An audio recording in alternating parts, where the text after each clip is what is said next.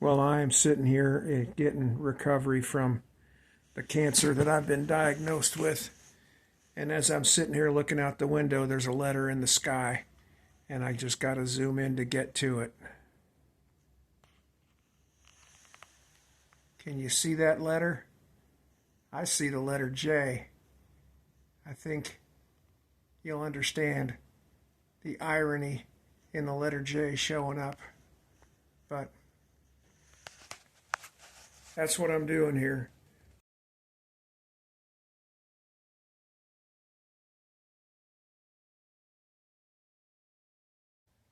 Well, if I've done this right, you've just watched a little cloud in the shape of a J pass by the window where I'm staying. I'm staying there because I need a little extra care while I get over this cancer that's beset me. I am being fed through a J tube, and that's what those little bags were that very quickly passed by. Um, it's just interesting, all the different things. So I look for little signs, and that was one of those little signs. There's another one. Charles Lawson, who is the lead pastor for Temple Baptist Church in Knoxville, Tennessee.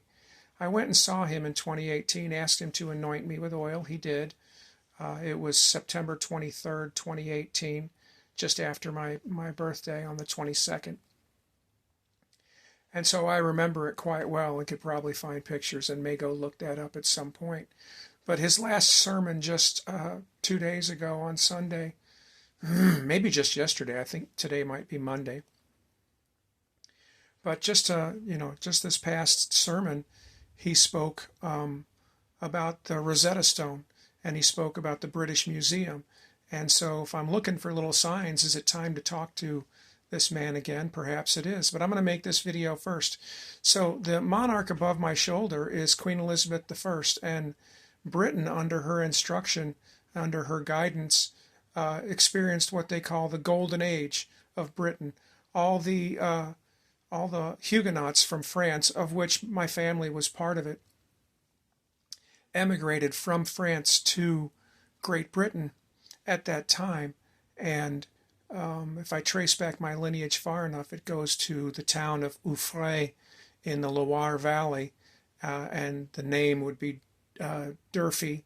It got changed to in Britain, and then she her family, Corinthia Clark Durfee, or Corinthia Durfee Clark, was my great grandmother, and she bought the farm on which I was conceived.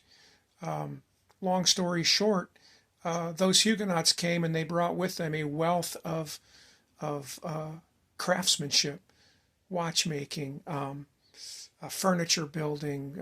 They were skilled craftsmen, and it was a huge drain from France, and the beneficiary was Great Britain. And Great Britain was an enemy of France, and Great Britain was an enemy of Spain.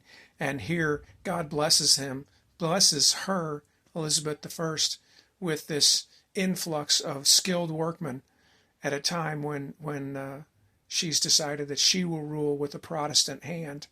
So we are Protestants. We're not Catholics. Those of us who practice Protestant faith in America, and I'm one of them, and I that's just who I am. That's how I was raised, and I'm seeing more and more truth in it.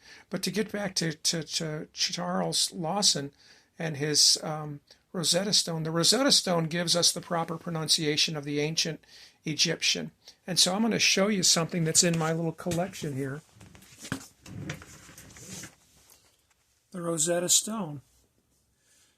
The British Museum Rosetta Stone jigsaw puzzle. I got this jigsaw puzzle from the thrift store, and there's the book on the ancient Egypt from the British Museum. Both of these are in my collection, and Charles is talking about both of these books. Well, what's the story there? Well, the story there is that the name Yah, the single syllable Yah, as in Yahweh, came first through a god of Egypt whose name was Osiris Yah, And the British Museum chose to spell that IAH because by the time the British Museum came into being, the spelling of the Father's name, IAH, had long been forgotten. The Bible that had his name printed, IAH, was the Geneva Bible, and it was banned in 1616. And this discovery didn't happen till around 1804. The Rosetta Stone was found, but they couldn't interpret it until 1804. And when they did, they could understand the proper pronunciation of the hieroglyphs that were associated with certain quote-unquote gods of Egypt, small g.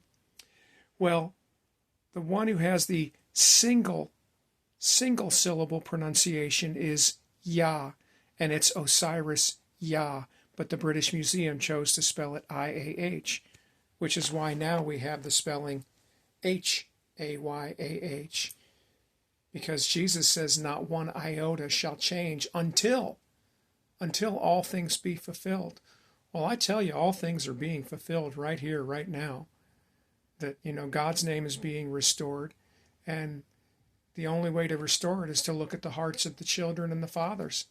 The father's heart was to put his name, their God's name, Ayah, 2 syllables, on the children. Jerem Ayah, Obad Ayah, Zephon Ayah, all the Ayah names, proving that his name is a 2-syllable pronunciation. And that Rosetta Stone that Charles spoke of, guess what? That Rosetta Stone proves that the original pronunciation of the Egyptian false god Yah was a single-syllable pronunciation. Let's not make that mistake. Let's not call our God, whose name is Ayah, according to Numbers 6:27. They shall put my name upon the children of Israel. Let's not call him by a false god's name, Yah, a single-syllable pronunciation that we know the pronunciation of. That imagery in this Egyptian book, in this guide to ancient Egypt, the imagery is of a false Egyptian god, and it goes back to 600 years BC. They've known the proper pronunciation. They just don't want you to know it. And it's time. The book is called Not One Iota. I've shown the cover. It's a book that can be judged by its cover because I put the verse Psalm 68:4 right in front of your eyes on the cover for you to see. IAH. His name is Ayah. But we're not going to spell it that way anymore. So there are signs. And Charles Lawson, if you're watching, I hope you get a hold of me. I'm going to make certain that you get a book. And when you check it to make sure that it's not heresy, which is your job to do, I think you'll find it to be true. I know I have.